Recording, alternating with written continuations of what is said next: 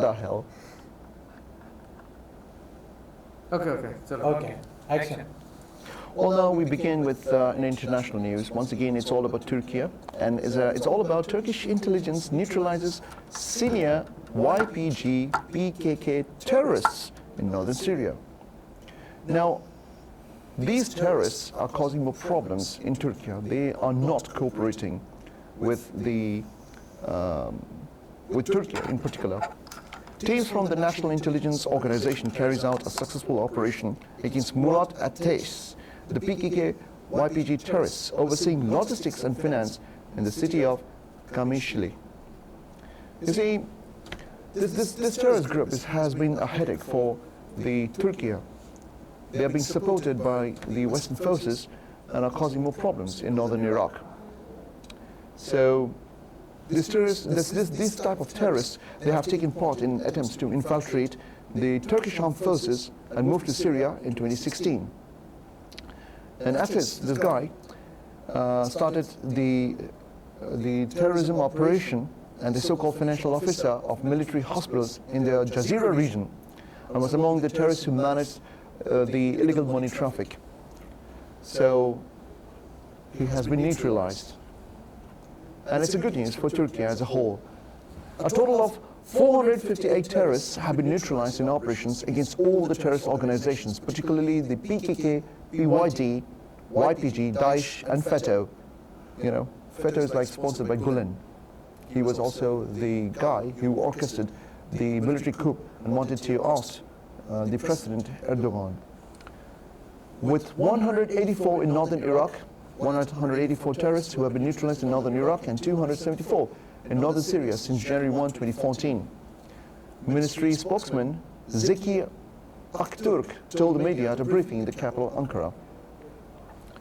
So yeah, good luck to Turkey, national intelligence, for the hard work, because they have been working day and night to ensure that Turkey's border is safeguarded from all these bloody terrorists. We have United Nations Security Council that needs to be reformed, that has been said by the Turkish Foreign Minister, Mr. Fidan. UN Security Council casts a shadow on the reputation of the entire UN system, says Turkish Foreign Minister Hakan Fidan. So, United Security Council, as we know, has the inability to address global issues, including the situation in Gaza. You know, from my perspective, if the United Nations is being funded by the great lobbyists, the United Nations will speak or become the mouthpiece of those lobbyists, because it's all about money, isn't it? And this is my personal opinion. So, because if I fund you, you'll talk on my behalf. If I don't fund you, you'll not talk on my behalf. So this reaches a great amount of instability, because United Nations, or the former League of Nations, is formed based on the fact that it will talk from humanitarian point of view. If the war on Gaza has caused a catastrophe and genocide, killing more than 30,000 innocents, including women and children, what is United Nations doing? So this instability is the reason why Turkish Foreign Minister emphasized the reformation of the United Nations Security Council, and I agree with him. He's a smart man, Hakan Fidan. On the second day of the G20 foreign ministers meeting in Brazil, Turkish Foreign Minister Hakan Fidan attended the Global Governance Reform session on Thursday, where he highlighted the importance of solid multilateral institutions and effective global governance mechanisms to address the geopolitical tensions in the evolving multipolar New World Order. Now let's jump to other news. Oh, it's a very important news that has been posted a day ago. Once again, it's Turkish police has a great contribution capturing dozens of Daesh suspects. Daesh stands for ISIS. Turkish security forces detained 47 suspects in a joint operation carried out in multiple cities across Turkey, including Istanbul and Ankara, says Interior Minister Ali Yerlikaya. It's a Turkish name, so it's very difficult to pronounce. So yeah. The Security Intelligence Directorate and the Anti-Terrorism Department jointly conducted Operation Bozdogan 6 in Adana and Busra on Wednesday. So they're doing great job, to secure the territory of, not just only the territory, but also within the perimeters of Basra and Adana to make sure that it's secure. Okay. Let's jump to other news and get to see what is actually happening around the world. Let's talk about China. China tells ICJ justice, which must not be denied to Palestinians. Representatives from Ireland, Japan, and Jordan present their arguments at the ICJ hearing on Israel's occupation of the Palestinian territories.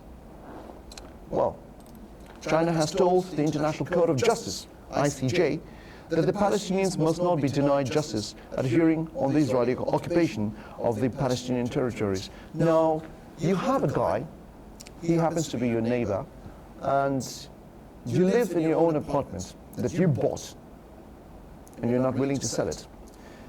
This guy, your neighbor, he somehow, knocks on your door, and because he's your neighbor, you welcome him. This neighbor suddenly kicks you out of your own house. And then he says, well, this is my house, right? The fridge you own is mine. The sofa you own is mine. The television that you own is mine, right? The bedroom you own is mine. Even your wife or your children, it does not really matter. They are slaves. They are addressed as a prisoners of war. So, what is this war? What is this catastrophe that is going on in Palestine? It's illegally occupying your lands, your homes, bombing hospitals, bombing schools, bombing mosques and churches. What is going on? Where is the humanity? So, what will you do if your neighbor invades your home and he kicks you out of your house? Of course, you will question, this is not fair, this is unethical, right? This is something that does not bridge the gap between us. You're rather destroying the bridge between us. You, as a neighbor, you have no right to kick me out from my own house that I purchased with my own money. So he kicks you out from your house or your apartment or your bungalow, and then you're homeless, you're left homeless. You're like, walking down in the middle of the street with no food, no water, nothing. How would you feel? You will then begin the resistance movement and you start fighting for your rights, your human rights, your human dignity. Because you own that apartment. And I'm sure you'll agree with me, right? You have the right to stay in your own house. You cannot just let the invaders come and kick you out. And if you're addressed as a terrorist, if you're being called as a terrorist, well, the rest of the world will not agree. You'll be considered as a hero. So this is called resistance. If the United States of America is invaded by an alien force, the Americans will stand, right, in defense of what? The right to fight for the freedom, the right to fight for their wealth, the right to fight for the property, the right to fight for the dignity. The Americans will stand for their human rights. The Americans kicked the colonizers and fought for its independence. You can just go through the historical records and get to know about what Thomas Jefferson said. All right? So if America is invaded by some alien forces, if Americans are being told to leave their house, if Americans are being told that you cannot just own this property that you bought, so what are you gonna do as an audience? Would you just clap and tell the alien forces or invading forces that what you're doing is right? Of course not. You, as a spectator, will support Americans to fight for their liberation. And if Americans are considered as the terrorists in the eyes of an oppressor, in the eyes of an invader, will you support the oppression or will you support the oppressed Americans? Context is very important. So Palestinians, right, they have the right to own their land. They have the right to exercise their human rights. They have the right to own their apartment. They have the right to food. They have the right to shelter. They have the right to live peacefully. You cannot just bomb their houses, their apartments, the schools, right? Where is the basic social institution that has been destroyed by the Israeli occupation forces? So China has told the International Court of Justice that the Palestinians must not be denied justice at a hearing on the Israeli occupation of the Palestinian territories. Justice has been long delayed since 1948, the first Nakba. But it must not be denied. That is what China's Foreign Ministry legal advisor Ma Zingmim told the court in The Hague in the Netherlands on Thursday. 57 years have passed since Israel began its occupation of the OPT, that is, occupied Palestinian territories. The unlawful nature of the occupation and sovereignty of the occupied territories remain unchanged. Something needs to be done. Something needs to be done. We need to wake up. We need to save the innocent Palestinian men and women and children. How many children lost their lives? What did the children do? What did the women do? Don't come up with all this October 7th thingy when they have been trying to invade the land since 1948. Since 1948, if anyone tells you, look, the Hamas has caused lots of problems since October 7th. Okay, fine. We don't need to agree with the so-called terrorist activities of Hamas. But what did you do in response? What did you do in October 8th? What did you do in October 9th, 10th, 11th, 13th, 14th, and so on and so forth, up until now? It's more than 100 days. Right? What have you been doing since 1948? Screw Balfour Declaration. Screw those declarations, you know. The declaration has caused the problems between both the Israelis and Palestinians. Even the Israeli citizens in Israel, right, they do not agree with Bibi Netanyahu. They just want to change the government. They just want to live peacefully with the neighbors, Palestinians, right? So what's the problem? Establishing a good relationship between both these entities. Both Israel and Palestine can live peacefully. But it's not happening. It's only because of the fact that Israel has occupied the places like Gaza, the Khan Yunis. Now they're bombing the last northern zone, that is Rafah. Where will all these innocent men, women, children, elderly people go when the borders are closed? So China is standing with Palestine. That's what the China said. So let's jump to Pakistan.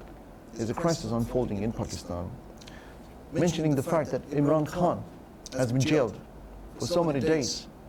He has been democratically elected, and now he's in prison. Doesn't make any sense. Pakistan's PTI,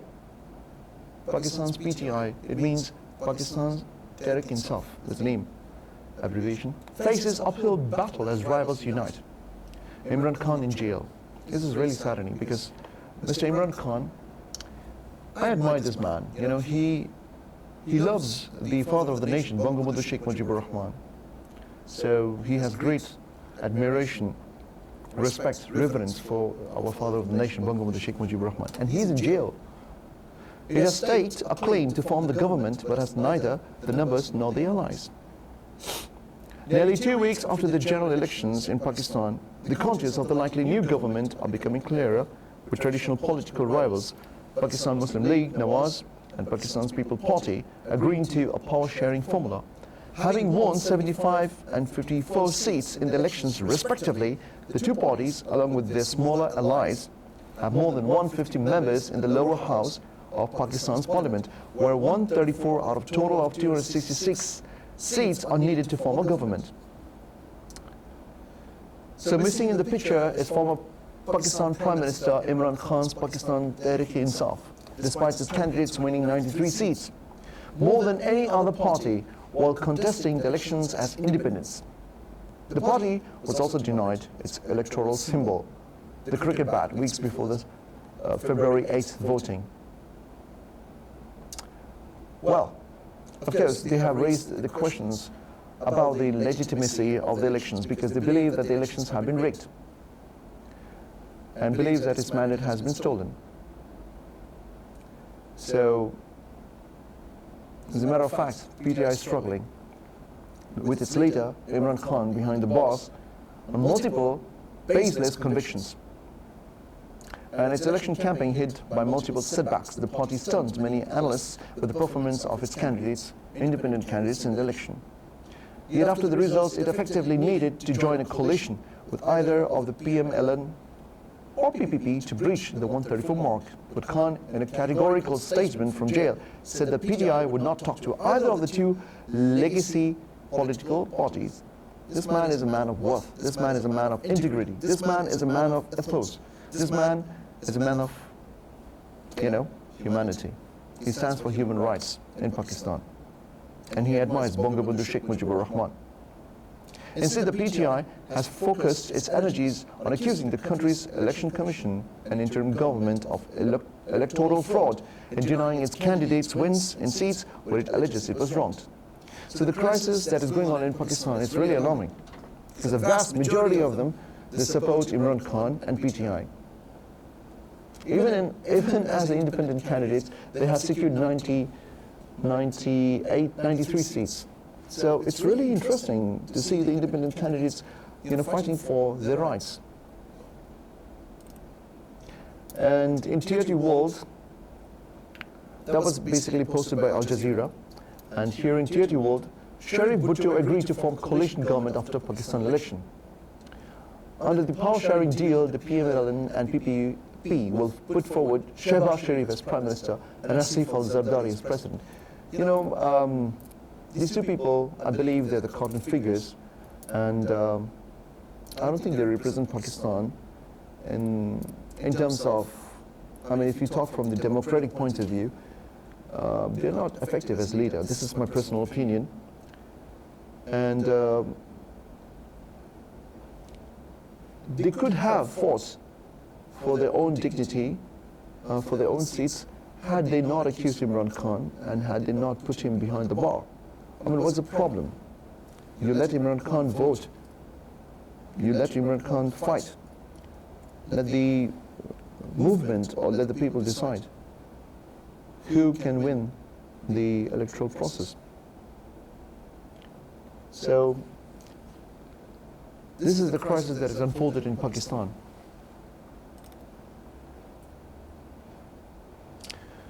Interestingly, 4 hours ago, tier2world.com has posted this piece of news, which is really hilarious, about the fact that Pakistan blocks ex-former tutor for 6 days despite mounting criticism. Oh my God, what's next? Will Pakistan block Facebook? I'm talking about the Pakistan authorities, not necessarily Pakistan as a whole, because the Pakistan is represented by the people. The vast majority of the people, they support Imran Khan.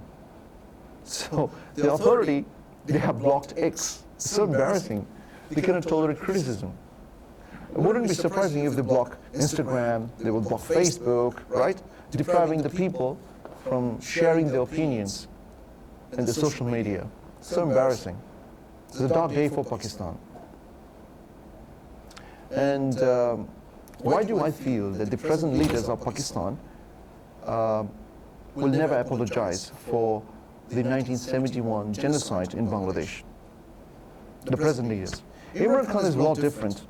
If he admires Bangabandhu Sheikh Mujibur Rahman, he wants to build bridges with Bangladesh, and the followers of Imran Khan in social media has apologized for the then Pakistan military's brutal massacre and genocide of innocent Bangladeshis.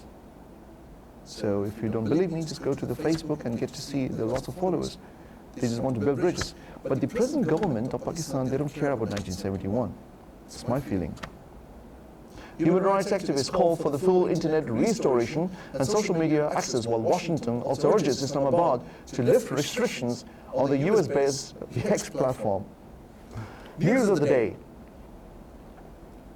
So protest is ongoing. The people of Pakistan are not happy. I think they want Imran Khan back.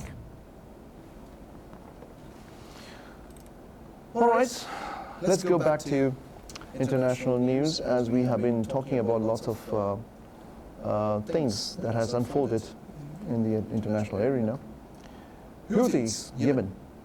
Houthis introduced submarine weapons in attacks in vessels. Now, this Houthis, they have been addressed as terrorists in the U.S. Media, but they're fighting for their rights. They are supporting, advocating the rights of Palestinians. Israel's war on Gaza, now in its 139th day, has killed at least 29,410 Palestinians, mostly children and women, and 169,465 others. Oh God, it's terrible. Meanwhile, Yemen's Iran-backed Houthis have introduced submarine weapons in their attacks on seagoing vessels, which they say they are carrying out in solidarity with the Palestinians in Israel-hit Gaza, the leader has said. Well, a few days ago, I'm sure that you are aware of the fact that Houthis brought down the US $30 million drone. That's a big embarrassment for the United States. But we're living in a multipolar world, you know. I mean, we cannot actually dictate the fact that the US is the world's superpower. We're living in a multipolar world. If the US is considered as the world's superpower, it should have the ability to stop Israelis' war crimes and genocide in Palestine. If US is considered as a world superpower, it can also stop Russia from committing, you know, war crimes in Ukraine, isn't it? Russia has a different point of view. However, if US is still considered the superpower, it can bring peace all over the world and stop fighting, isn't it? We're living in a multipolar world, indeed.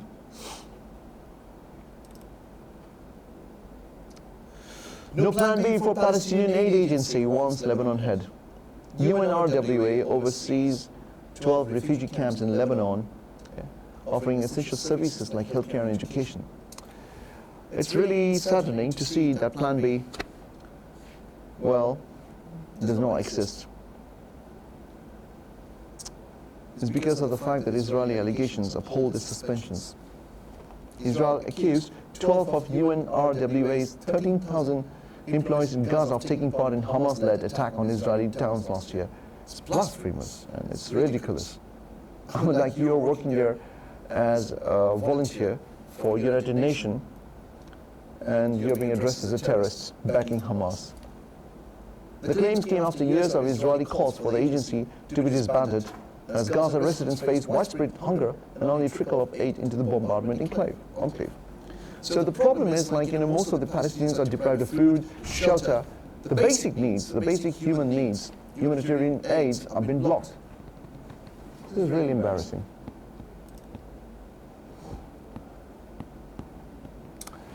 This is published in Tier 2 World, and it says that Israeli troops burst into my Gaza home, beat me severely, said a Palestinian man. Israeli troops would ask me, where is Hamas? And I said, I don't know. Where are the tunnels? Where are the stores of weapons? I told them I'm a civilian. 22-year-old Ramadan Shamlach says that. It's really embarrassing to see the way how a Palestinian man is being treated at the Gaza hospital for severe bruising on his face, cuts on his fingers and other injuries. You know, I said Israeli soldiers beat him with chunks of machinery and chairs after bursting into his home. I mean, like, if you think that he's a terrorist, well, you detain him, you make sure that he goes to the court, all right, follow the legal procedure. You have no right to beat him up, right? There's no reason why you should beat him up. There's a sad story that is going on in Palestine, where more than 30,000 innocent women, children, and elderly people have died. Well, let's jump to United States news. It says that it proves $75 billion of possible Taiwan military equipment. This is something that has angered China, because China does not want Taiwan to become the puppet of China, of the United States. So Taiwan, on the other hand, does not want to become the subject of China. U.S. lawmaker visiting Taiwan eschews strong congressional support, emphasizing the island's strategic importance to the United States. So the $75 million of advanced tactical data link system upgrade planning is something that has been approved, will be sold to Taiwan. And the package, as you know, would include cross-domain solutions, high assurance devices, global positioning system receivers, communications equipment, technical services, and other related elements of logistics and program support. So there has been some sort of infighting between Taiwan and China because of this. Donald Trump faces asset seizure if can't cover $355 million fine. $355 million fine. Well, Trump is on fire, but at the same time, he has a lot of burden on his shoulders as he's standing for the election, isn't it? New York State Attorney General Letitia James has said that she is prepared to seize Donald Trump's assets, including his skyscrapers, if he's unable to find the cash to pay off a $355 million fine from his fraud trial. He's under pressure, so wish Donald Trump all the best. If he doesn't have the funds to pay off the judgment, then we will seek the judgment enforcement mechanisms in the court, and we will ask the judge to seize his assets. So yeah. Well, that's all for today, and we will be back soon for more news in the near future. And if you have more comments or questions to ask, feel free to drop by in the comment section. And that's all for today. Thank you very much. This is Salim Kadir, senior news correspondent from CSB News, signing off. Take care, have a good night. Assalamu alaikum wa rahmatullahi wa barakatuh.